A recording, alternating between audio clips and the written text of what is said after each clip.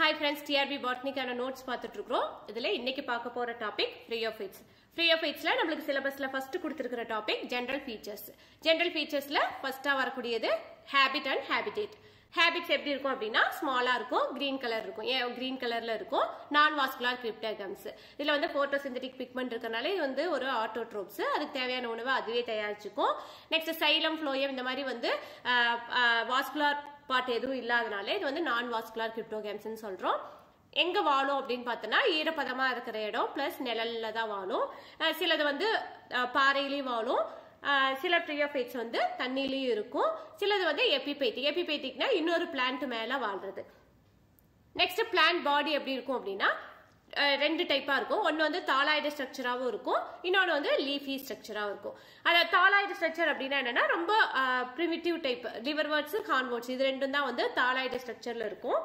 லீஃபினா masses maximum வந்து லீஃபியா தான் இருக்கும். ஓகேங்களா? இப்ப தாலாய்டு ஸ்ட்ரக்சர்ல வந்து ரைசாய்ட்ஸ் எப்படி இருக்கும்? ரைசாய்டு அப்படிங்கிறது வந்து ஒரு ரூட் மாதிரி இருக்கிற ஒரு பார்ட் தான் வந்து ரைசாய்ட்ஸ். ட்ரூ ரூட்ஸ் கிடையாது, அதனாலதான் இது வந்து ரூட்னு சொல்லாம ரைசாய்ட்ஸ் இங்க பேர் வச்சிருக்காங்க. ஓகேங்களா?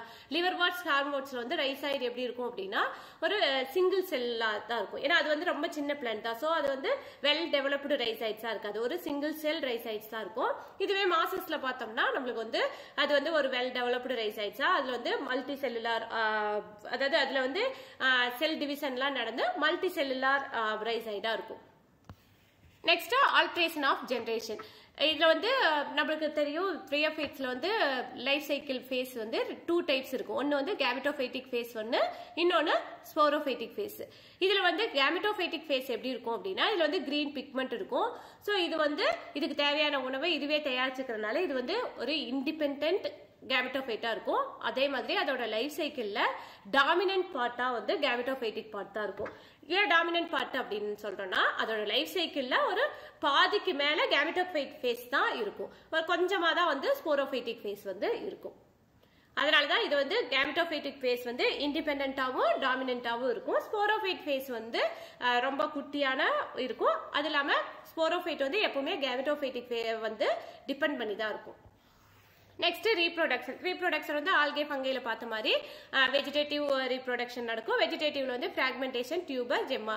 பிராக்மெண்டேஷனா சின்ன சின்னதா உடையும், அதுல இருந்து ரைசாய்ட்ஸ் இருக்கிறதுனால அதுல இருந்து ஒரு நியூ பிளான்ட் ஃபார்ம் ஆகுது. ஜெம்மாங்கிறது ஒரு ஸ்பெஷல் ஸ்ட்ரக்சர். இதுல அந்த ஜெம்மா கப்ல இருந்து ஒரு நியூ பிளான்ட் வளரக்கூடிய கெப்பாசிட்டி இருக்கும். நெக்ஸ்ட் ஏசெக்சுவல்னா ஸ்போர்ஸ் ஃபார்ம் ஆகி அதுல இருந்து வரக்கூடியது. நெக்ஸ்ட் செக்சுவல்னா ஆந்திரிடியம், ஆர்கிகோனியம் மேல் பார்ட், ஃபீமேல் பார்ட் ஃபார்ம் ஆகி அதுல இருந்து நம்மளுக்கு ஒரு நியூ பிளான்ட் கிடைக்கிறது தான் வந்து செக்சுவல் ரீப்ரொடக்ஷன். டோட்டலா வந்து வெஜிடேட்டிவ், ஏசெக்சுவல், செக்சுவல் இது 3 டைப்லயும் வந்து ரீப்ரொடக்ஷன் நடக்கும். நெக்ஸ்ட் கேமெட்டோபைட்டிக் ஃபேஸ் பார்த்த மாதிரியே நெக்ஸ்ட் ஸ்போரோபைட் ஃபேஸ் எப்படி இருக்கும் அப்படின்னா இது ஆல்ரெடி நம்ம பார்த்துட்டோம்.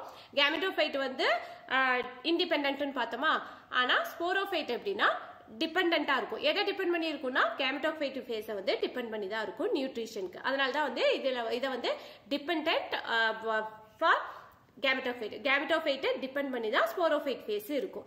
ஓகேங்களா? ஸ்போரோபைட்ல வந்து 3 டிஃபரெண்ட் பார்ட்ஸ் இருக்கும். அதாவது ஃபுட், சீட்டா, கேப்சூல் அப்படின்னு வந்து 3 பார்ட்ஸ் இருக்கும். நம்ம படிச்சிருப்போம் ஸ்போரோபைட் Phreophytesல நம்மளுக்கு தெரியும் ஸ்போரோபைட்டிக் ஸ்ட்ரக்சர். ஃபுட், சீட்டா, கேப்சூல் இது 3 தான் வந்து ஸ்போரோபைட்ல இருக்கக்கூடிய மேஜர் பார்ட்.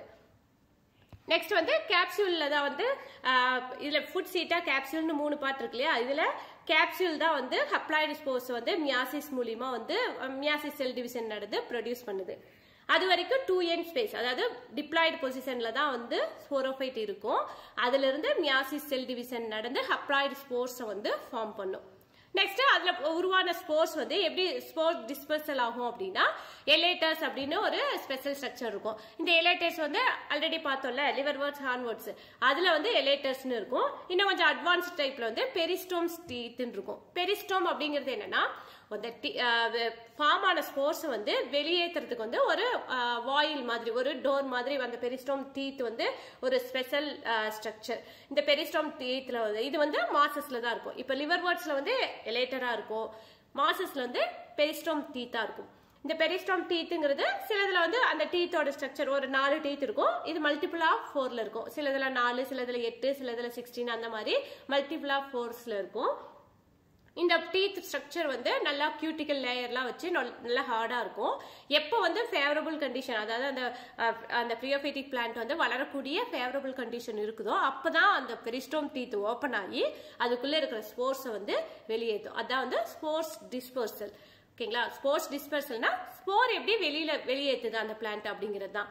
இப்ப லிவர் வேர்ட்ஸா இருந்துச்சுன்னா அதுல எலேட்டர்ஸ் இருக்கும். அந்த எலேட்டர்ஸ் வந்து அதுல வந்து ஈரப்பதம் இருக்கும்போது அந்த எலேட்டர்ஸ்ல இருந்து ஸ்போர்ஸ் டிஸ்பர்ஸ் ஆகும்.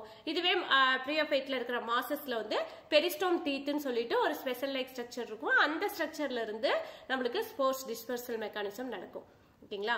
நெக்ஸ்ட் வந்து இது எல்லாமே வந்து இப்ப வாட்டரை டிபெண்ட் பண்ணி தான் இருக்கும். இப்போ ஹைக்ராஸ்கோபிக் கண்டிஷன் எப்படி இருக்குது, தண்ணி ஈரப்பதம் இருக்குதா இல்லையா, அதை பொறுத்து தான் வந்து பெரிஸ்டோம் டீத் எலேட்டர்ஸ் இதெல்லாம் வந்து ஓப்பன் ஆகும். ஓகேங்களா? Next ecological and economic importance. இது வந்து சாயில் ஃபார்மேஷன்ல வந்து இது வந்து ஒரு பிரிமிட்டிவ் டைப், அதாவது பாறையில இருக்குன்னு சொல்லியிருந்தோம் இல்லையா. பாறையில இது ரொம்ப இருக்கும் ஒட்டிட்டு இருக்கும்போது மழை வெயில் இதெல்லாம் வரும்போது நம்மளுக்கு வந்து சாயில் ஃபார்ம் ஆகிறதுக்கு லிவர் வேர்ட்ஸ் யூஸ் ஆகும்.